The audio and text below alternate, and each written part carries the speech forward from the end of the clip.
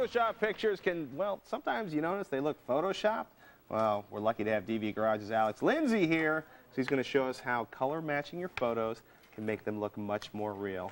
Welcome, Alex. Hey, good to see you again. This sounds really technical. Color matching photos in Photoshop. And the key is actually what we're going to try to do is make it a little simpler because there's. We like simple. We like simple. I especially like simple. It's just not that hard. It doesn't have to be that hard. Because I gave up on Photoshop right around version 2.5. The whole alpha channel thing is. See, and that's the key to the whole operation. Really? The key. The key To happiness in life is alpha channels. Great.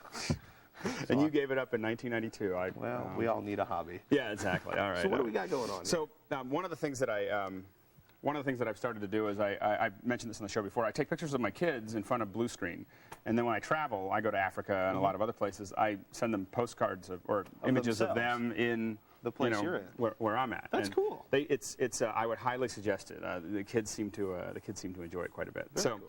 So this is a photo taken in Pennsylvania in front of a garage with a blue screen. Oh, okay. And I actually brought this blue screen I lived in Pennsylvania, and that looks a lot more like the Serengeti in the background.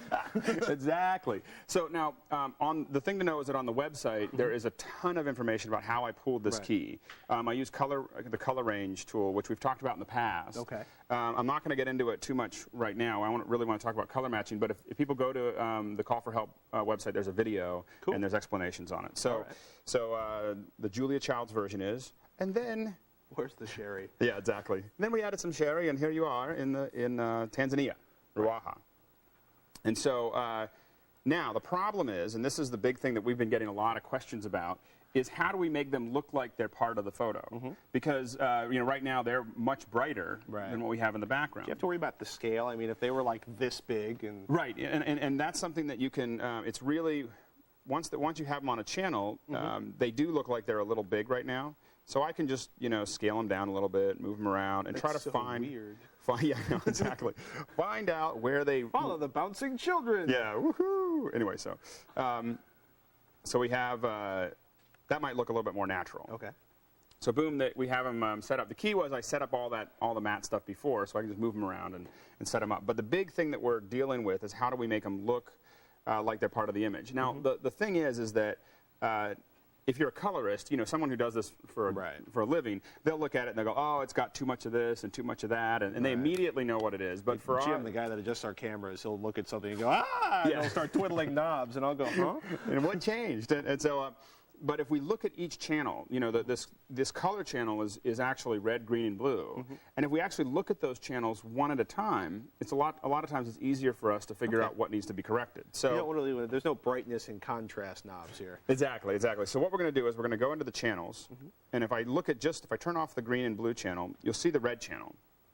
Now it's easy, and let me make sure I have the right thing selected here. Okay.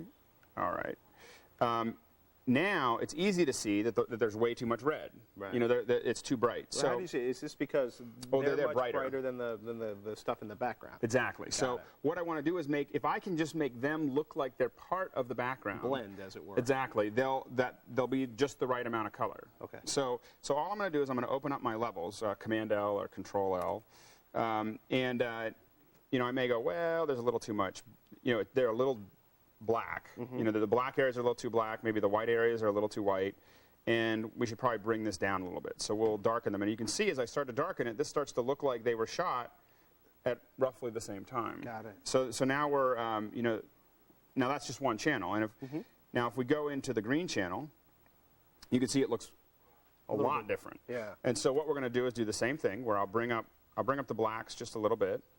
And I'll bring down the whites just a little bit to kind of decrease the contrast as with the photo. Now, when did you focus on particular parts of the picture when you're doing this? Is it easier on lighter or darker I have to admit that what I'm mostly doing is looking at it and just going, does it look like it belongs in the photo? Yeah.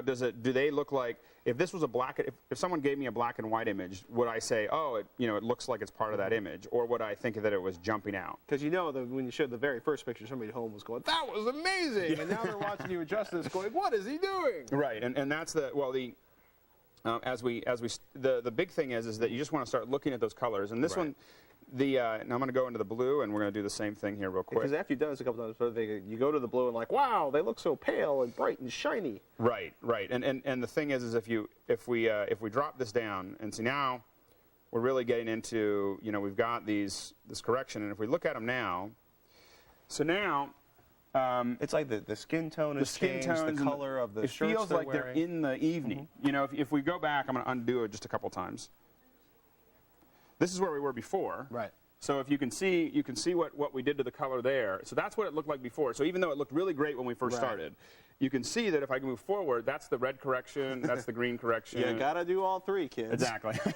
Yeah. If you leave at the green channel, it doesn't work. Yeah, so, you get that sort of scary kind of thing to it, the purple tinge. Exactly. That's pretty amazing, though. It's very cool. Yeah. So now we have now they really feel like they're in that image.